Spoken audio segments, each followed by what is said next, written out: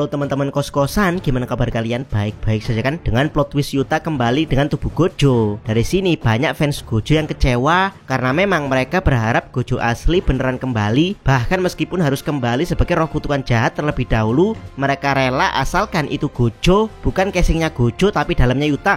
Yap, dari sini sebenarnya bisa disimpulkan kalau yang dicintai fans dari Gojo itu tidak hanya sekedar fisik yang tampan, tapi juga sikapnya yang dominan namun dibalut dengan nuansa childish dan selengean. Jadi ya, walaupun casingnya Gojo, tapi kalau dalamnya adalah Yuta yang pemalu, bahkan terkesan bucin dan tidak enakan. Rasanya Gojo seperti di downgrade. Ini tentu berbeda dengan Megumi dan Sukuna. Megumi sendiri sejak awal adalah remaja tukang bully dan berakhir depresi. Jadi ketika tubuhnya diambil alih Sukuna, rasanya kita seperti melihat versi badass dari Megumi. Jika dia jadi jahat, inilah jalan yang diambil Gege Akutami, yaitu mengkonfirmasi kematian permanen dari jiwa Gojo Satoru yang selfish dan selengean, digantikan dengan husbu culun dan bertanggung jawab seperti Yuta. Yap, untuk mengenang kematian permanen Gojo Satoru. Di sini Abdikos ingin membuat video teori yang mungkin akan mengobati rasa marah fans Gojo tentang nasib dia yang dibuat mati permanen oleh Gege Akutami, yaitu teori bagaimana kalau Gojo menjadi karakter jahat, bukan karakter baik. Yuk langsung aja kita mulai pembahasan videonya.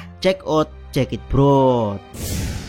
Pertama, Gojo punya modal beberapa sifat jahat. Yap, yang menarik dari karakter Gojo adalah dia berdiri di atas kesombongan sebagai yang terkuat di era modern. Jadi ketika dia melakukan hal jahat atau minimal melanggar norma dan aturan, semua itu murni karena dia memang sedang menyombongkan diri. Abdikos contohkan saat Gojo mendapat misi mengawal wadah plasma bintang. Misi ini sebenarnya sangat penting, tapi sebagai yang terkuat bersama Geto, Gojo sudah menyiapkan alternatif dari misi tersebut, yaitu jika Riko menolak penggabungan, maka Gojo dan Geto akan mendukung. Bahkan meski mereka harus melawan Tengen, ini jelas sifat sombong dari Gojo dan Geto yang meremehkan Tengen sebagai dewa Jujutsu.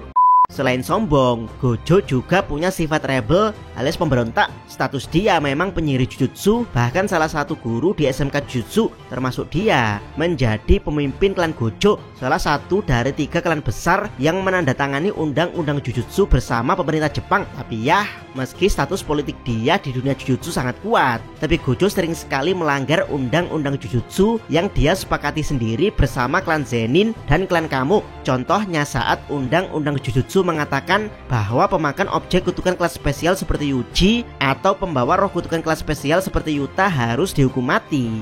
Gojo menyalahgunakan kekuasaannya untuk menunda hukuman mati tersebut. Alasannya simpel, karena Gojo akan bertanggung jawab terhadap mereka berdua. Yap, harusnya para petinggi bisa balik menghukum Gojo karena memberontak terhadap undang-undang Jujutsu. Tapi karena Gojo terlalu kuat, yang bahkan gabungan dari Zenin dan Kamo belum tentu mampu mengalahkannya. Dari sinilah mau tidak mau para petinggi Jujutsu harus menyetujui keburukan Gojo yang menentang undang-undang. Modal sifat jahat terakhir dari seorang Gojo Satoru adalah selfish alias egois. Yap, sebagai satu-satunya yang terkuat di era modern, Gojo membatasi dirinya sendiri dengan penyihir lain. Jadi antara Gojo dan penyihir lain seperti ada jurang pemisah yang terlalu besar. Jurang ini membuat para penyihir tidak bisa mendekati level Gojo. Bukan hanya tidak bisa mendekati, mereka bahkan tidak bisa mengatur Gojo, bahkan tidak bisa satu misi dengannya, karena setiap misi level tinggi di kalangan penyihir bisa diselesaikan oleh Gojo dengan mudah. Itulah kenapa di insiden Shibuya Gojo menjadi penyerbu sendirian saat para penyihir yang dianggap kuat hanya berjaga di luar barir, karena memang ada jurang pemisah di antara mereka dan Gojo. Yang paling tampak dari sifat egois Gojo tentu saja sebelum pertarungan melawan Sukuna. Di sana banyak penyihir kuat yang siap menyeberangi jurang untuk bertarung bersama Gojo, tapi Gojo menolak dan meyakinkan mereka kalau dia akan menang, padahal Gojo sendiri sebenarnya tidak yakin bisa menang, karena di sini Gojo hanya berniat mengambil kesempatan emas untuk bertarung melawan Sukuna yang terkuat sepanjang sejarah demi mengukur keselfishan dia sebagai yang terkuat di era modern. Jadi ya, karena yang menolak adalah Gojo, maka para penyihir lain tidak bisa memaksa, melainkan terpaksa percaya dan yakin terhadap kekuatan Gojo melawan Sukuna. Kedua, momen Gojo hampir menjadi jahat. Sebenarnya Gojo jahat itu bukan isapan jempol belaka, karena Gojo pernah di posisi untuk menjadi jahat. Tepatnya saat Gojo menjemput mayat Riko yang diiringi tepuk tangan dari anggota asosiasi Wadah Waktu. Yap, momen saat itu sebenarnya sangat pas untuk kebangkitan Gojo jahat, dimana seperti yang kita tahu, Gojo awalnya hanya sombong karena menjadi yang terkuat bersama Geto. Namun kesombongan tersebut dibungkam oleh Toji yang hampir membunuhnya. Dan ya, di kebangkitan kedua, Gojo Gojo menjadi luar biasa kuat sampai-sampai orang yang membungkam kesombongan dia sebelumnya berhasil dipecundangi Gojo. Walhasil Gojo dari sombong berdua menjadi sombong sendirian. Bahkan saking sombongnya, Gojo merasa kalau di antara langit dan bumi hanya dia yang pantas dihormati. Dan ya, setelah menghabisi Toji, Gojo menjemput mayat Riko yang diiringi tepuk tangan oleh para anggota asosiasi Wadah Waktu. Belum lagi di momen tersebut Gojo sedang mabuk akan kekuatan besar yang baru saja dia dapatkan, plus perasaan jijik sekaligus marah terhadap anggota asosiasi Wadah Waktu yang bertepuk tangan bahagia atas kematian Riko. Dari sini, kalau Gojo menjadi jahat, maka semuanya tidak akan jadi masalah karena dia sudah menjadi yang terkuat. Bahkan kalau petinggi mengutus Geto sebagai rivalnya untuk menghadapi Gojo, maka Gojo tetap akan menang. Tapi ya, saat itu Geto mencoba menenangkan Gojo dan membuka realitas kalau mereka hanya pengikut. Membunuh mereka sekarang hanya akan mencoreng nama penyihir Jujutsu di mata masyarakat Jepang, yang mana Gojo tidak sepenuhnya mendengarkan Geto, melainkan dia hanya pergi untuk meredakan emosinya. Yap, pada akhirnya habis sudah kesempatan Gojo untuk menjadi karakter jahat, dimana dari sini Geto sebagai penyihir Jujutsu heroik malah melangkah menuju kejahatan. Yap, itulah kenapa penceritaan Hidden Inventory Arc menurut Abdiko sangat jenius, karena berawal dari Gojo yang tidak percaya dengan tindakan heroik para penyihir Jujutsu yang harus menyelamatkan non penyihir, serta Geto yang menjadi gambaran penyihir Jujutsu baik yang heroik dan rela berkorban untuk non penyihir. Keduanya malah berakhir menjadi dua penyihir yang saling berseberangan.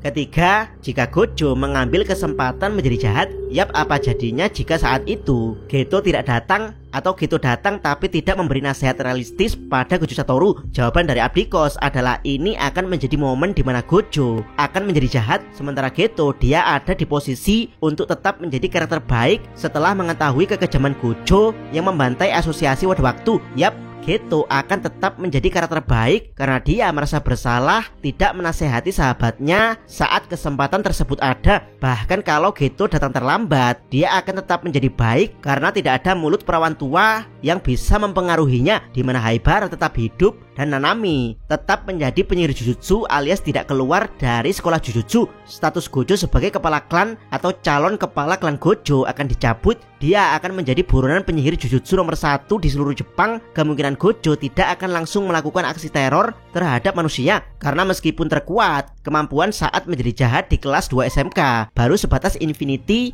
Red, Blue, dan Holo Purple. Dia tetap butuh upgrade teleport dan domain expansion untuk meruntuhkan seluruh Jepang. Dan tentu saja jahatnya Gojo tidak akan membuat markas pusat Jujutsu berdiam diri. Mereka akan menyusun kekuatan besar untuk memburu Gojo, atau minimal mempersiapkan untuk perang besar melawan Gojo. Kenjaku tetap akan mempersiapkan Yuji sebagai wadah Sukuna, bahkan mungkin tetap mengirimkan Yuji ke sekolah Jujutsu sebagai pembangkit kekuatan Yuji, karena memang Yuji sudah lahir 3 tahun sebelum Gojo menjadi jahat. Sementara Megumi yang dipasrahkan Toji pada Gojo kemungkinan akan dididik Gojo menjadi karakter jahat dalam pelariannya, sehingga di masa depan akan ada pertempuran Geto versus Gojo plus Megumi versus Yuji. Gojo yang tahu kalau ada Sukuna di tubuh Yuji kemungkinan akan menggunakan Unlimited Void untuk membuat jiwa Yuji koma selama beberapa bulan, lalu menjadikan Sukuna yang menguasai tubuh Yuji sebagai sekutu. Dari sini Kenjaku bisa menyerah menjadi sekutu Gojo atau mempermainkan strategi yang lebih besar untuk membuat Gojo mengalahkan Tengen. Yap, dunia Jujutsu akan sangat berantakan saat Gojo menjadi jahat. Dia akan jadi pemimpin dari aliansi Sukuna beberapa jari, Kenjaku, roh kutukan bencana, dan beberapa entitas jahat lainnya. Dan ya, saat aliansi ini terbentuk, memusnahkan seluruh non penyihir dan menggantikan Jepang sebagai dunia hanya untuk penyihir dan roh kutukan akan lebih mudah dilakukan. Bahkan secara mantap Abdikos katakan akan berhasil dilakukan di bawah pimpinan Gojo jahat. Bagaimana menurut pendapat teman-teman? Silahkan tuliskan komentar kalian di bawah. Jangan lupa subscribe channel Takos dan jangan lupa share video ini sampai ke salam Mi.